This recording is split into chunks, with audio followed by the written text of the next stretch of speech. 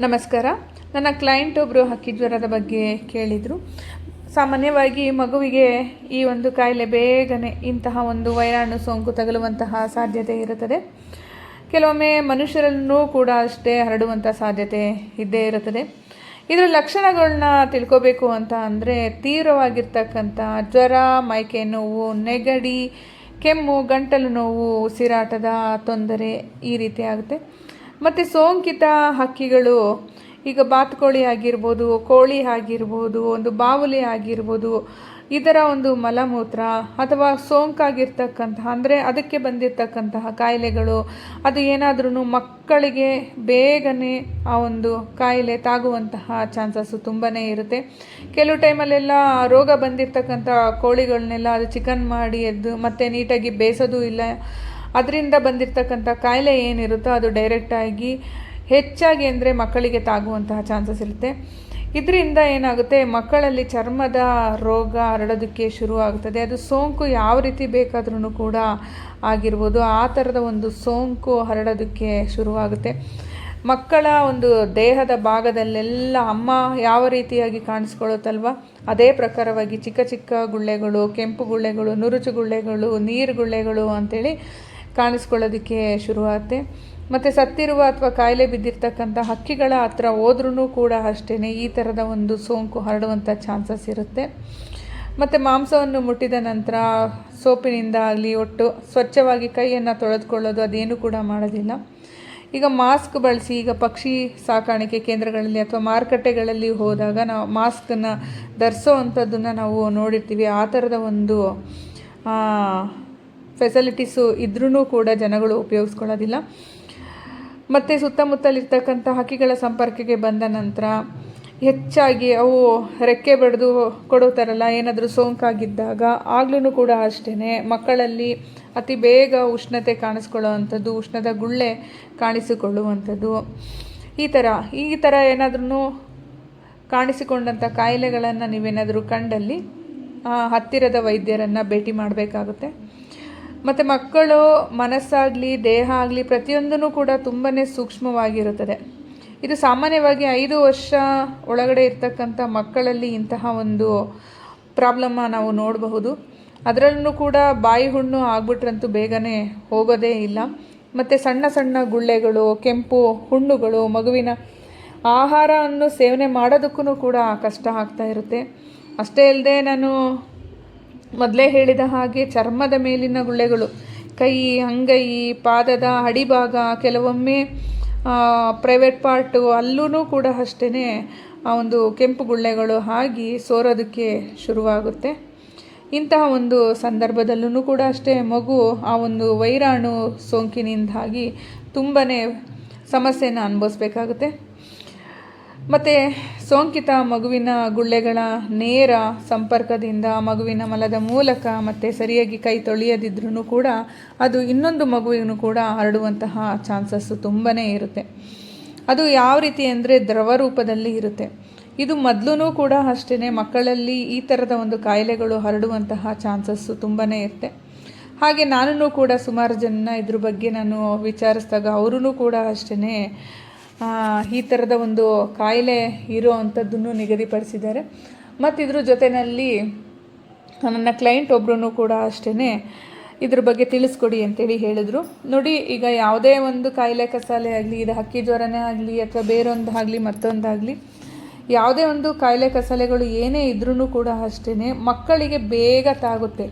ಹಾಗಾಗಿ ಮಕ್ಕಳನ್ನು ನಾವು ತುಂಬ ಸ್ವಚ್ಛತೆಯಿಂದ ಇಡಬೇಕಾಗುತ್ತೆ. ಅದ್ರ ಜೊತೆಯಲ್ಲಿ ಈಗ ನಾವು ಕೆಲವು ಟೈಮಲ್ಲೆಲ್ಲ ಮಕ್ಕಳನ್ನು ಮುಟ್ಟಬೇಕಾದ್ರೂ ಕೂಡ ಅಷ್ಟೇ ನಮಗೆ ಏನೋ ಒಂದು ಸೋಂಕಾಗಿರುತ್ತೆ ಅಂತ ತಿಳ್ಕೊಳ್ಳಿ, ಕೈ ತೊಳೆದು ಮುಟ್ಟೋದಲ್ಲಿ ಏನೂ ಮಾಡೋದಿಲ್ಲ. ಕೆಲವ್ರು ನೋಡಿದ್ದೀವಿ. ಕೆಲವೊಂದೊಂದು ಮಕ್ಕಳುಗಳು ತುಂಬಾ ಚೆನ್ನಾಗಿ ಅಡ್ಜಸ್ಟ್ ಆಗ್ತವೆ.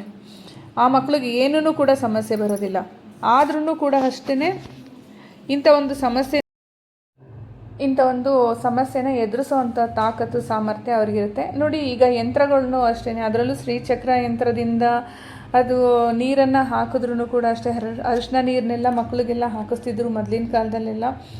ಸೊ ಹಾಗಾಗಿ ಅದು ಏನೋ ಗೊತ್ತಿಲ್ಲ, ತುಂಬ ಆಶ್ಚರ್ಯಕರವಾದ ರೀತಿಯಲ್ಲಿ ಅವರಲ್ಲಿ ಇರ್ತಕ್ಕಂತಹ ಒಂದು ನೀರುಗುಳೆ ಆಗಿರ್ಬೋದು ಅಥವಾ ಇನ್ನೇನೋ ಒಂದು ಫುಲ್ಲು ಹಠ ಮಾಡೋದಾಗಿರ್ಬೋದು, ಅದೆಲ್ಲದನ್ನು ಕೂಡ ಅಷ್ಟೇ ತುಂಬಾ ಕಂಟ್ರೋಲಿಗೆ ಬರುವಂತಹ ಚಾನ್ಸಸ್ ಇತ್ತು. ಶ್ರೀಚಕ್ರ ಅಂತ ಅಂದ್ರೇ ಎಷ್ಟು ಪವರ್ ಅಂತ ಎಲ್ಲರಿಗೂ ಗೊತ್ತಿರ್ತಕ್ಕಂಥ ವಿಷಯನೇ. ಮತ್ತು ಇನ್ನು ಮಕ್ಕಳುಗಳಿಗೆ ನಾನು ತಾಯ್ತವನ್ನೆಲ್ಲ ಮಾಡಿಕೊಡ್ತೀನಿ, ದೊಡ್ಡವ್ರಿಗೂ ಕೂಡ ತಾಯ್ತವನ್ನೆಲ್ಲ ಮಾಡಿಕೊಡ್ತೀನಲ್ಲ, ಇದರಲ್ಲಿ ಕೆಲವೊಂದು ಗಿಡಮೂಲಿಕೆಗಳು, ಯಂತ್ರ ಮಂತ್ರ ತಂತ್ರ ಅಂತೇಳಿ ಇರುತ್ತೆ, ಪೂಜಿಸೋದ್ರಿಂದ ಮತ್ತು ಇದರಿಂದ ಒಳ್ಳೆಯ ಎನರ್ಜಿ. ಇವಾಗ ಬಂದಿರತಕ್ಕಂತಹ ಕೆಲವೊಂದು ಗಿಡಮೂಲಿಕೆಗಳು ಇರುತ್ತೆ, ಈಗ ಮಳೆಗಾಲ ಬೇಸಿಗೆಗಾಲದಲ್ಲಿ ಅದಾಗೆ ಅದು ಹುಟ್ಟಿರ್ತಕ್ಕಂತಹ ಕೆಲವೊಂದು ಗಿಡಮೂಲಿಕೆಯಿಂದ ಅದನ್ನು ತಂದು ಅದನ್ನು ಕರೆಕ್ಟಾಗಿ ಅದಕ್ಕೆ ಬೇಕಾಗಿರ್ತಕ್ಕಂತಹ ಈಗ ಏನಾದರೂ ಒಂದು ಈಗ ದೇವರ ಒಂದು ಮೂರ್ತಿನ ತೊಗೊಂಬಂದು ನಾವು ಹೇಗೆ ಪೂಜೆ ಪುನಸ್ಕಾರ ಮಾಡ್ತೀವಲ್ಲ, ಅದೇ ಪ್ರಕಾರವಾಗಿ ಇದಕ್ಕೆ ಕೆಲವೊಂದು ಪ್ರೊಸೀಜರ್ ಇರುತ್ತೆ. ಆ ಪ್ರಕಾರವಾಗಿರ್ತಕ್ಕಂಥ ಪ್ರೊಸೀಜರನ್ನ ಫಾಲೋ ಮಾಡಿ ಈ ತಾಯ್ತದೊಳಗಡೆ ಎಲ್ಲ ತುಂಬಿ ಯಂತ್ರವನ್ನೆಲ್ಲ ಬರೆದು ಕೊಟ್ಟಾಗ್ಲೂ ಕೂಡ ಒಂದು ಗಿಡಮೂಲಿಕೆ, ಒಂದು ಮಂತ್ರ ಮತ್ತು ಯಂತ್ರ ಮತ್ತು ನಾವು ಒಂದು ಏನು ಸಿದ್ಧಿ ಮಾಡ್ಕೊಂಡಿರ್ತಕ್ಕಂಥ ಮಂತ್ರ ಇರುತ್ತಲ್ಲ, ಅದು ಎಲ್ಲ ಎನರ್ಜಿ ಸೇರಿಕೊಂಡು ಇಂತಹ ತಾಯ್ತವನ್ನು ಮಗುವಿನ ಕುತ್ತಿಗೆಗೆ ಅಥವಾ ಸೊಂಟಕ್ಕೆ ಕಟ್ಟಿದ್ರಾದ್ರೂ ಕೂಡ ಅಷ್ಟೇ ಅಲ್ಲಿ ಒಳ್ಳೆ ಒಂದು ರಿಸಲ್ಟ್ ಬರ್ತಾ ಹೋಗುತ್ತೆ, ಅವರಲ್ಲಿ ಒಂದು ಒಳ್ಳೆ ಎನರ್ಜಿ ಮೂಡ್ತಾ ಹೋಗುತ್ತೆ.